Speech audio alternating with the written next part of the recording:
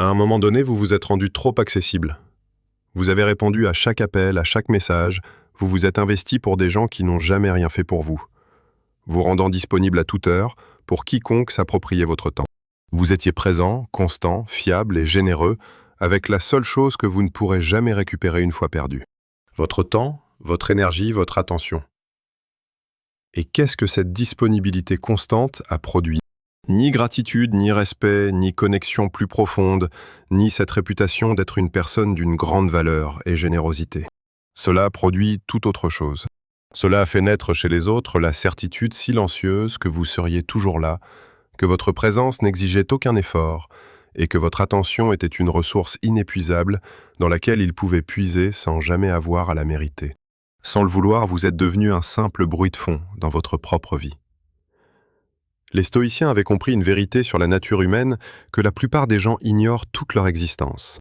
Ils savaient que ce qui est offert gratuitement et sans limite ne possède jamais de réelle valeur. Que la rareté n'est pas de la manipulation, mais le reflet honnête de la valeur. Celui qui reste toujours joignable, toujours réactif, toujours disponible pour quiconque réclame son attention, offre son pouvoir au monde, en appelant cela de la vertu. Ce n'en est pas une. C'est l'érosion lente de tout ce qui fait votre force. Disparaître en silence n'est pas une fuite. Ce n'est ni de la froideur, ni de l'arrogance, ni un jeu mystérieux pour paraître intéressant. C'est la décision consciente et ferme de retirer votre énergie à tous ceux qui l'ont gaspillée sans votre accord. Choisir le silence, non pas par manque de mots, mais parce que vous décidez de réserver votre temps, votre présence et votre attention à ceux qui le méritent vraiment. Et la véritable victoire se trouve précisément de l'autre côté de ce choix, loin des triomphes spectaculaires sous les yeux du monde. Mais elle se construit dans l'accumulation lente de jours passés à bâtir quelque chose de réel, avec cette énergie que vous éparpillez autrefois sur 100 personnes et situations stériles. Marc Aurèle a consigné dans ses carnets des pensées qui n'étaient pas destinées à être lues. Limitez-vous au présent. Un homme est riche en proportion de toutes ces choses qu'il choisit de laisser de côté. Laissez faire. C'est la discipline dont nous parlons. Pas le silence comme vide, mais comme stratégie. Pas le retrait comme défaite. S'effacer devient alors l'arme suprême de celui qui a enfin compris où réside son véritable pouvoir. Ce pouvoir est dans votre indisponibilité, votre concentration, et dans cette énergie précieuse redirigée vers ce qui vous construit, en devenant le genre de personne qui dégage une force d'attraction que les autres ressentent sans pouvoir la nommer ni l'ignorer. Ce magnétisme n'est pas du simple charisme. C'est la marque évidente de celui qui connaît sa juste valeur et refuse désormais de brader sa présence à n'importe quel prix. Si aujourd'hui vous décidez d'arrêter de gaspiller votre force pour ceux qui ne la méritent pas, écrivez en commentaire « Je disparais pour gagner ». Cessez d'être là pour tout le monde et devenez inaccessible pour les mauvaises personnes. Votre téléphone reste toujours à portée de main. Non pas par choix conscient, mais parce que dans l'engrenage de la vie moderne, être joignable à chaque instant est devenu la norme. Et vous avez accepté cette règle sans mesurer ce qu'elle vous coûtait. Chaque notification reçoit sa réponse en quelques minutes. Chaque demande est traitée dans l'urgence. Quiconque réclame votre attention y accède sur le champ à toute heure, peu importe vos occupations du moment ou l'importance de ce que vous faisiez. Et vous appeliez cela de la réactivité. Être un ami fidèle, un collègue modèle, un partenaire attentionné ou un parent dévoué. Vous masquiez la vérité sous de nobles concepts, parce qu'admettre la réalité vous mettait mal à l'aise. En réalité, c'était une absence totale de limite autour de votre bien le plus précieux. Votre attention est le ciment de votre existence. Tout ce que vous bâtirez, chaque compétence développée, chaque lien approfondi et chaque but atteint, se construisent uniquement grâce à des moments d'attention pure et ininterrompus. Pourtant, vous en distribuez des miettes à la moindre personne qui passe et vous en réclame.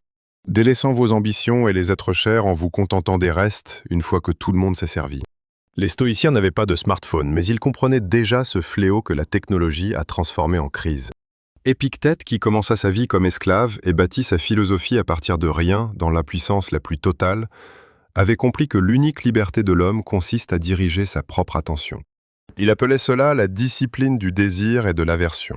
Cette faculté d'aller vers ce qui a une valeur réelle et de fuir ce qui n'en a que l'apparence. Épictète disait d'employer au mieux ce qui dépend de nous et de prendre le reste comme il vient. Or, ce qui dépend de vous, c'est votre attention. l'usage que vous en faites et les personnes à qu'on accorde le privilège de votre présence. Beaucoup traitent leur attention comme un espace public ouvert à tous, accessible d'office, sans que personne n'ait à prouver sa valeur ou à gagner leur confiance. Puis ils s'étonnent de mener une vie dispersée, de voir leurs projets stagner et leurs forces s'épuiser alors qu'ils sont constamment débordés. Être occupé ne signifie pas être productif. Être réactif ne signifie pas être connecté. Être disponible ne signifie pas être estimé. Bien souvent, c'est le contraire. Celui qui répond à tout lasse rapidement, car sa réaction s'obtient sans le moindre effort. On ne chérit pas une personne toujours accessible, car sa présence est considérée comme un dû. Celui qui se donne à tous de la même manière dilue son impact au point de ne plus compter pour personne. Regardons maintenant ensemble l'alternative. Celle de celui qui ne répond pas sur le champ, non par calcul, mais parce qu'il se consacre pleinement à une tâche bien plus cruciale que cette distraction. Cette personne parfois injoignable car toute son attention est tournée vers ce qui le mérite vraiment. Celle dont vous devez mériter le temps. Elle a décidé que ces journées ne sont pas une marchandise offerte à tous, mais une ressource précieuse, réservée à ceux qui ont prouvé qu'ils la méritent. Sa présence a du poids. Sa présence a un sens car elle n'est pas automatique. Quand elle répond, on la lit attentivement, car on sait que ses mots ne sont jamais jetés au hasard. Quand elle vous écoute, vous le sentez profondément, car vous savez que cette attention n'est pas offerte au premier venu. Fuir les mauvaises personnes n'est pas un refus de l'autre, c'est préserver la pureté de vos liens. Plus vous êtes accessible, plus vos relations s'appauvrissent. On ne peut pas être intimement lié à 50 personnes à la fois. Mieux vaut 5 vrais liens que 50 connaissances superficielles. Les stoïciens vous diraient que 5 relations profondes, basées sur un respect mutuel, transformeront votre vie bien plus que 50 amitiés de façade nées de votre disponibilité constante. Analysez votre disponibilité. Pas avec un tableau Excel, mais en vous observant honnêtement pendant une semaine. Regardez à qui vous donnez votre énergie et ce qu'ils en font. Quels échanges vous stimulent et lesquels vous vident. Repérez les discussions constructives et celles qui ne font que tuer le temps. Distinguez ceux qui voient votre attention comme un privilège de ceux qui la croient acquise. Puis, ajustez le tir en douceur. Sans annonce théâtrale, sans proclamer partout que vous changez de vie. Prenez simplement votre temps pour répondre à ceux qui n'ont jamais mérité votre réactivité. Éloignez-vous des situations stériles qui ne vous apportent absolument rien en retour. Redirigez doucement cette attention que vous gaspillez vers ce qui attend d'être construit. Les mauvaises personnes s'en apercevront immédiatement et ce changement va les déstabiliser. Certains vont protester. Leurs plaintes et leurs confusions vous révéleront alors précisément pourquoi vous étiez bien trop accessible pour eux depuis le début. Ils ne profitaient pas de votre présence, ils en étaient dépendants. Et une dépendance à sens unique, jamais appréciée, ne mérite pas de freiner votre évolution. Sénèque écrivait « Ce n'est pas que je sois courageux, c'est que j'ai décidé ce qui mérite mon courage. » Appliquez cette logique à votre temps. Vous n'êtes pas injoignable, vous avez simplement choisi ce qui mérite votre présence. Et la plupart des choses ne la méritent pas. Faites silence et observez qui vient vers vous. Voilà vos vrais proches. Retirez votre énergie pendant 30 jours. Votre entourage se réorganisera pour révéler la vérité. Arrêtez de faire le premier pas. Cessez de porter chaque relation à bout de bras par vos seuls efforts. Effacez-vous, mais sans faire de vagues. Sans adieu solennel, ni message sur les réseaux.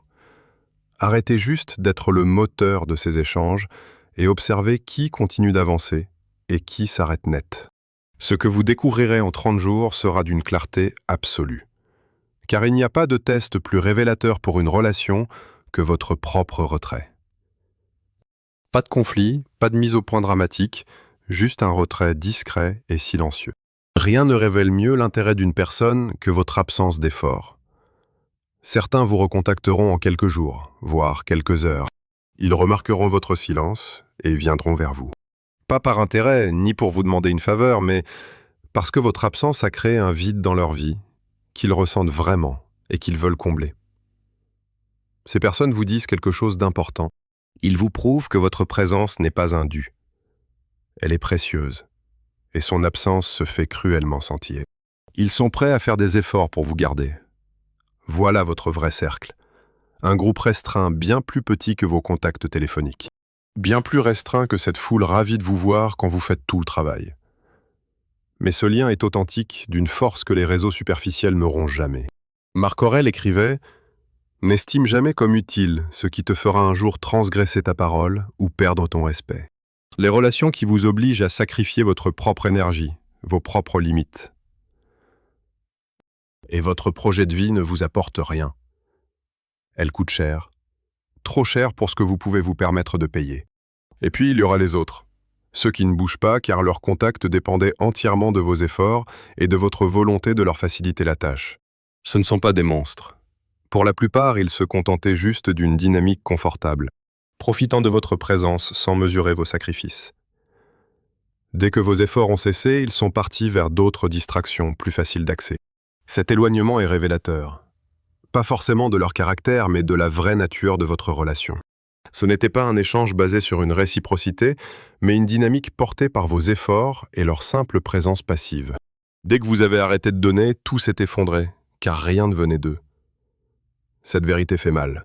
C'est l'une des prises de conscience qui est plus douloureuse pour un être humain. Réalisez qu'une grande partie de votre vie sociale n'était qu'une illusion, alimentée uniquement par votre propre énergie. Comprendre que la plupart des liens qui comptaient tant pour vous n'avaient de valeur qu'à vos yeux. Mais cette souffrance est bien plus utile que l'illusion confortable qui l'a précédée.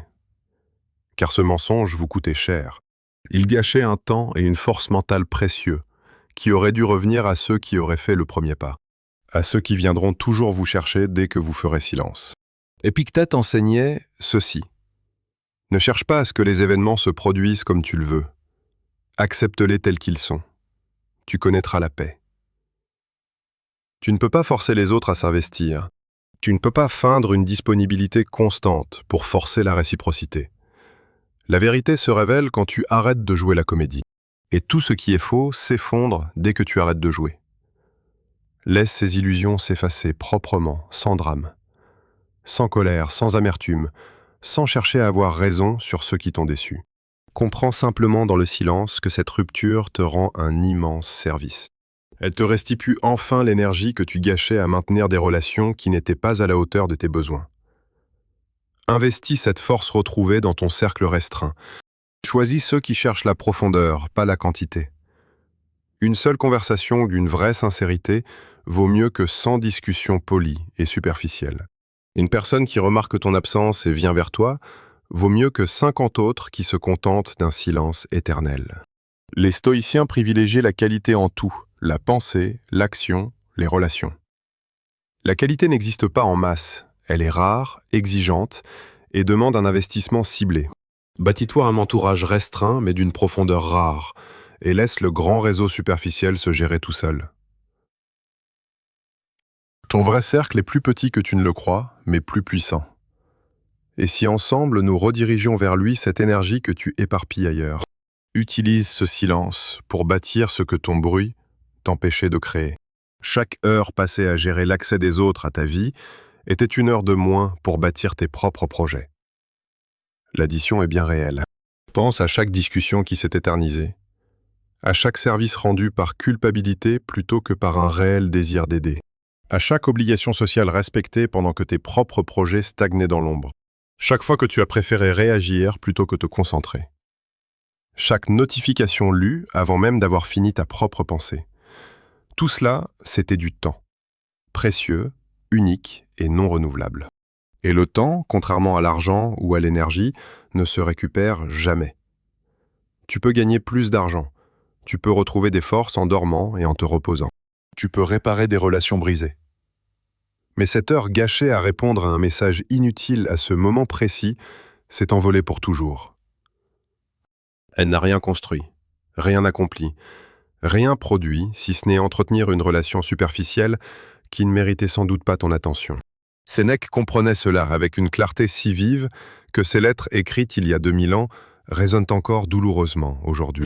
Il écrivait à son ami Lucilius « Réapproprie-toi ton existence, car on te dévalisait. Combien de temps t'a-t-on volé ?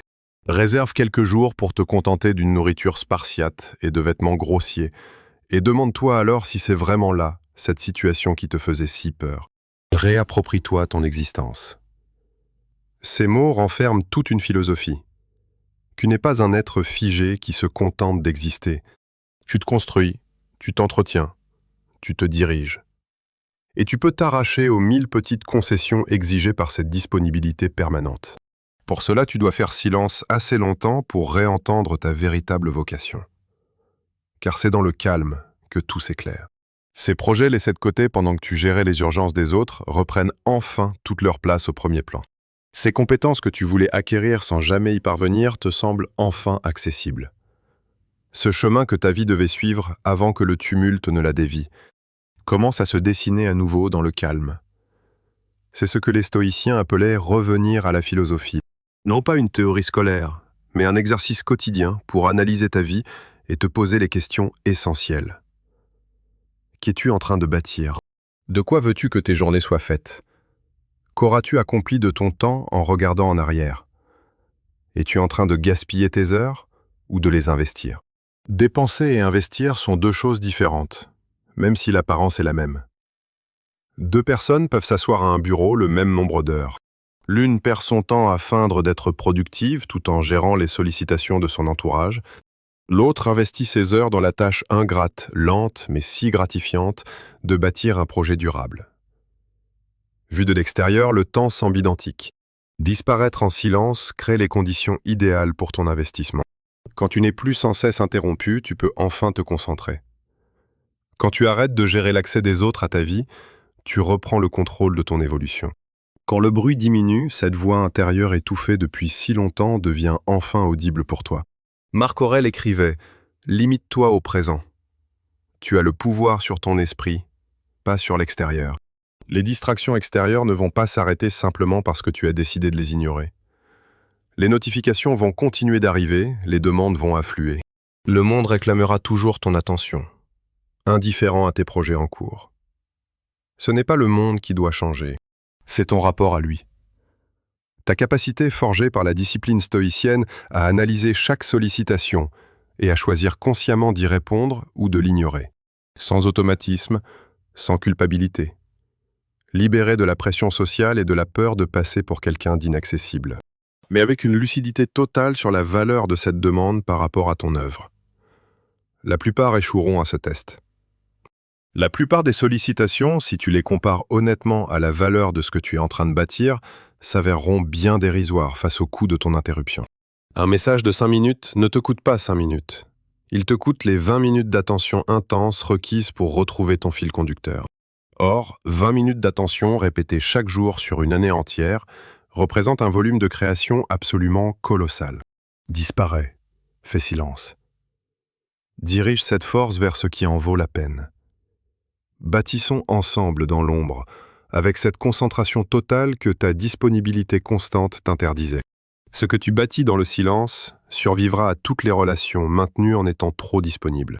Et quand tu ressortiras de ce silence avec quelque chose de réel entre les mains, une chose bâtie avec l'énergie que tu as reprise à ce monde qui la dépensait sans ton consentement, la qualité de ta présence sera totalement différente de celle que tu as laissée.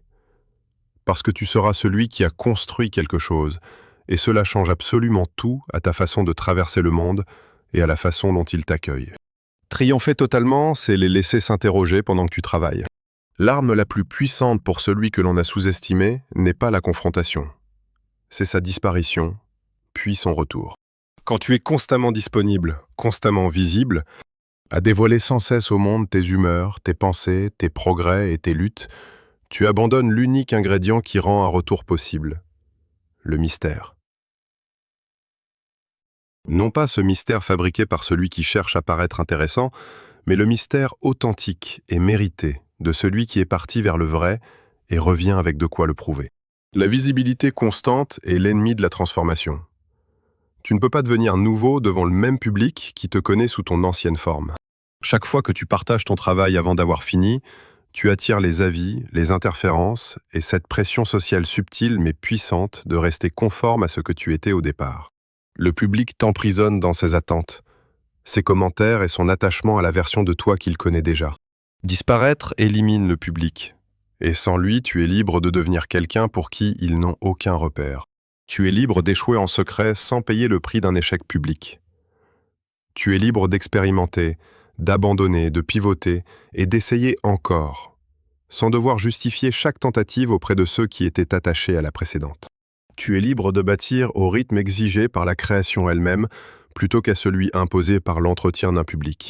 Épictète disait « Ne dis jamais d'une chose que tu l'as perdue, mais que tu l'as rendue ». Ce que tu rends en disparaissant, c'est le rôle social d'un moi qui n'était pas réel. Ce que tu bâtis à la place n'exige aucune mise en scène, car c'est là réellement, de façon mesurable. Et alors tu reviens sans éclat. Sans annonce, conçu pour capter à nouveau l'attention de ceux qui s'étaient habitués à ta disponibilité. Tu reviens simplement, en habitant de nouveau les mêmes espaces, parmi les mêmes personnes, en portant ce que tu as bâti dans le silence. Et cette œuvre, quelle qu'elle soit, parle d'elle-même sans que tu n'aies à la mettre en scène. Voilà à quoi ressemble la victoire totale vue de l'intérieur. Pas un trophée, pas une revanche publique, pas la satisfaction d'avoir prouvé quoi que ce soit à ceux qui doutaient de toi, mais quelque chose de plus calme et de plus durable. Cette certitude intime et inébranlable d'avoir consacré le temps que les autres passaient à observer, commenter et rester dans leur confort, à bâtir quelque chose qui t'appartient désormais pleinement. Les stoïciens se méfiaient profondément de la validation externe. Non pas par indifférence envers l'accueil de leur œuvre, mais parce qu'ils comprenaient qu'une personne qui bâtit pour la reconnaissance s'arrêtera dès que celle-ci lui sera refusée. Et la reconnaissance finit toujours par manquer. Elle est inconstante par nature. Elle dépend de facteurs hors de ton contrôle. Le public qui t'acclame aujourd'hui t'ignorera peut-être demain. Non pas que ton travail ait changé, mais parce que son attention s'est déplacée. Bâti pour l'œuvre elle-même. Bâti parce que ce que tu crées a de l'importance pour toi, indépendamment du nombre de personnes qui te regardent ou de leur façon de réagir. Bâti avec cette sagesse stoïcienne, la valeur de ton effort réside dans l'effort lui-même et dans la qualité de ce qu'il produit. Non pas dans l'accueil réservé par ceux qui n'étaient pas là lors de sa création. Marc Aurèle écrivait « Ne te perds pas dans le regret de ce que tu n'as pas, mais apprécie plutôt les bénédictions déjà présentes. Et songe à quel point tu les désirerais si tu ne les possédais pas. Compte le travail accompli. Compte les heures de création que le silence a rendu possible. Mesure cette croissance intérieure vécue dans le calme qui aurait été impossible au milieu du bruit. Vois ces choses comme les bénédictions qu'elles sont, car la plupart des gens passent leur vie trop occupés à se montrer pour pouvoir un jour les acquérir. Les laisser s'interroger n'est pas de la cruauté. Ce n'est pas la mesquine satisfaction d'éveiller la curiosité par pure tactique sociale. C'est simplement la conséquence naturelle d'un travail sincère, accompli à l'abri des regards. Quand tu arrêtes d'exposer ton cheminement, on s'interroge sur ta destination. Quand tu cesses d'expliquer tes pensées, on s'intéresse à tes conclusions. Dès que tu cesses d'être prévisible dans ta disponibilité, tes créations et ta trajectoire.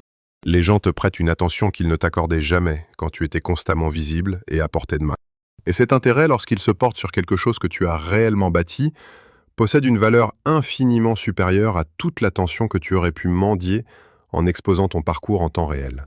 C'est l'égard que l'on doit à celui qui est parti et est revenu transformé. Celui qui a eu la discipline de s'effacer et la force de revenir avec une œuvre digne de ce nom. Voilà la vraie victoire. Non pas sur les autres, pas en compétition avec ceux qui t'ont sous-estimé ou les circonstances qui ont tenté de te rabaisser. C'est triompher de cette version de toi qui serait restée visible, rassurée et disponible, pendant que ton œuvre véritable attendait indéfiniment. Disparaît. Travaille et reviens avec du concret. Que ce soit ton unique déclaration. La discipline stoïcienne du retrait est le fondement de tout ce qui mérite d'être bâti. Chaque philosophe admiré par les stoïciens avait une pratique commune, dont ils parlaient à peine, la jugeant trop évidente pour nécessiter la moindre explication. Ils protégeaient leur temps avec une férocité que leur entourage confondait parfois avec de la froideur. Marc Aurèle se levait avant l'aube pour écrire et méditer, avant les exigences de l'Empire. Sénèque refusait notoirement les mondanités qu'il jugeait indignes de son attention. Épictète enseignait dans une école qui exigeait un engagement total. Il ne filtrait pas ses élèves sur leur diplôme, mais sur la pureté de leur intention. Aucun d'eux n'était froid. Tous écrivaient avec une immense chaleur sur l'amitié, l'amour et les liens profonds entre les humains. Mais ils comprenaient tous, par la pratique et non par la théorie, que ces liens grandissent grâce à la qualité de notre attention, pas la quantité de notre présence. Et cette qualité exige que vous cessiez d'éparpiller votre esprit sur tout ce qui réclame votre temps. Sénèque écrivait à Lucilius « Si vous voulez être puissant, limitez votre cercle. Si vous voulez être aimé profondément, choisissez bien qui mérite votre profondeur. » Si vous voulez bâtir quelque chose de durable, protégez vos heures de création de tout ce qui les pille sans rien vous apporter en retour. L'indisponibilité est une discipline. Ce mot est crucial. Elle n'est ni du talent, ni un simple penchant naturel. C'est une pratique, un muscle que vous développez, par des choix conscients, jour après jour, jusqu'à ce que ce choix devienne une habitude. Et cette habitude forge votre caractère, devenant une seconde nature, une façon d'avancer dans la vie sans même avoir besoin d'y penser. Le premier jour, vous décidez de ne pas répondre instantanément à chaque message. Ce sera inconfortable. Le 10e jour, un peu moins.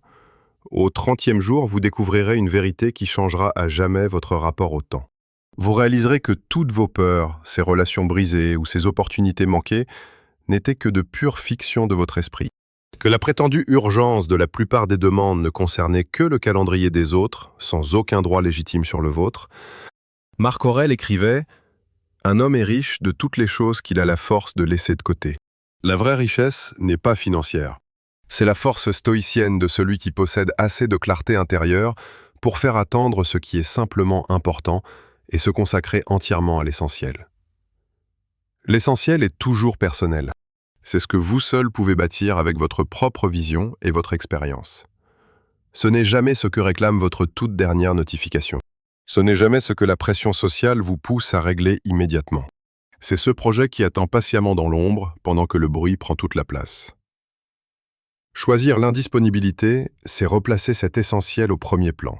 C'est ainsi que vous créez les conditions pour accomplir la plus grande tâche de votre vie, au lieu d'attendre un moment de répit que notre monde hyper-connecté ne vous offrira jamais. Et tout cela s'accumule. C'est une vérité qu'on ne peut pas pleinement saisir avant d'avoir vécu cette accumulation de victoires invisibles. Un mois de matinée préservée produit bien plus qu'un mois d'attention totalement éparpillée. 3 mois de concentration pure créent des résultats visibles. 1 an de cette discipline stoïcienne révèle une personne totalement différente de celle que vous étiez au départ. Pas forcément différente par son caractère ou sa personnalité, mais différente dans ses capacités et dans la force tranquille qu'elle dégage.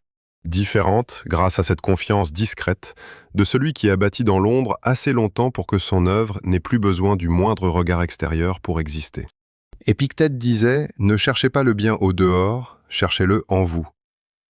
Ce bien né de l'indisponibilité est d'abord intérieur. Il commence par la concentration et devient maîtrise. Il commence comme une discipline et forge votre caractère. Il naît du simple refus d'une notification pour devenir avec le temps une vie pleinement choisie et non subie. Ceux qui accomplissent ce que les autres se contentent de rêver n'ont pas des journées plus longues. Ils ont les mêmes 24 heures que tout le monde. Mais ils entretiennent avec ce temps un rapport fondamentalement différent. Ils traitent leur temps comme la ressource rare, précieuse et irremplaçable qu'elle est en réalité, et non comme ce produit infini que l'hyperconnexion nous pousse à gaspiller. Ils sont, selon le stoïcisme, riches de la seule monnaie qui compte, des heures investies, pas dépensées. Riches de cette attention soutenue, offerte au fil du temps à ce qui en valait vraiment la peine. Vous pouvez bâtir cette richesse. Pas demain, pas quand les circonstances s'amélioreront ou que le bruit diminuera. Commencez maintenant, en réservant 1 heure exclusive à ce que vous êtes en train de bâtir. Puis une autre, puis une matinée, puis une journée entière. Le monde continuera d'exiger. Il ne s'arrêtera pas parce que vous créez. Il viendra frapper chaque jour à la porte de votre solitude pour tester si votre discipline est réelle ou s'il ne s'agit que de beaux discours. Que la discipline soit réelle. Que votre frontière tienne bon. Montrez au monde, par votre silence et votre constance, que votre temps est précieux et qu'il doit se mériter pour être partagé. Bâtissez en silence, sans publicité, avec toute l'attention que vous avez arrachée à ceux qui l'a pillé sans votre accord. Bâtir est votre victoire. Un effort lent, invisible, mais qui grandit chaque jour, bien plus puissant que tout ce que la surbrillance et la disponibilité permanente produiront jamais. 5 principes, une seule voie. Cessez d'être accessible à tous et fermez la porte aux mauvaises personnes. Faites silence et découvrez qui fait vraiment partie de votre cercle. Utilisez le calme pour créer ce que le bruit empêchait. Laissez-les s'interroger pendant que vous agissez et ne revenez que lorsque votre œuvre parlera d'elle-même. Faites de cette indisponibilité stoïcienne le socle de vos journées. Il ne s'agit pas de devenir froid, ni de punir ceux qui abusaient de votre temps ou de jouer les mystérieux. Ce genre de jeu social est bien en dessous de la dignité stoïcienne et de la vôtre. Il s'agit ici de quelque chose de bien plus simple et bien plus important que tout ça. Il s'agit de comprendre que votre temps, votre attention, votre énergie et votre présence sont limités et précieux, et que leur répartition est le choix le plus déterminant de toute votre existence. La plupart des gens ne choisissent jamais consciemment. Ils laissent décider le plus bruyant, le plus persistant, ou celui qui sait exploiter leur culpabilité, leur anxiété sociale ou leur peur de décevoir. Ainsi, leur temps s'écoule vers ceux qui l'exigent avec agressivité, plutôt que vers ceux qui le méritent réellement. Le stoïcisme est par essence la philosophie du choix conscient. Cette pratique quotidienne et disciplinée consiste à décider à quoi offrir votre précieuse existence et à rejeter fermement tout ce qui n'en est pas digne. Disparaissez en silence. Non pas pour toujours, ni pour rejeter le monde, mais assez longtemps pour vous rappeler ce que vous bâtissez et pourquoi cela compte bien plus que d'être toujours accessible pour ceux qui ne vous estiment pas. Triomphez totalement. Pas en un seul instant, mais par l'accumulation lente et certaine de jours passés à bâtir quelque chose de réel, grâce à une énergie enfin récupérée sur tout ce qui la consumait sans rien donner en retour. Sénèque nous a laissé cette pensée. Nusquam et, qui ubique et. Celui qui est partout n'est nulle part. Cessez d'être partout. Soyez quelque part pleinement, avec tout votre être. Ce quelque part, c'est votre œuvre. Ce lieu, c'est le travail. Ce lieu, c'est cet endroit calme, puissant, profondément stoïcien, où s'édifie tout ce qui donne de la valeur à votre vie. Allez-y, restez-y, et ne revenez que lorsque vous aurez quelque chose de réel entre les mains. Si cette vidéo vous trouve au moment opportun, partagez-la avec quelqu'un qui a besoin de récupérer ce qu'il a trop donné. Et rappelez-vous, disparaissez en silence, triomphez pleinement. Bonjour, salut.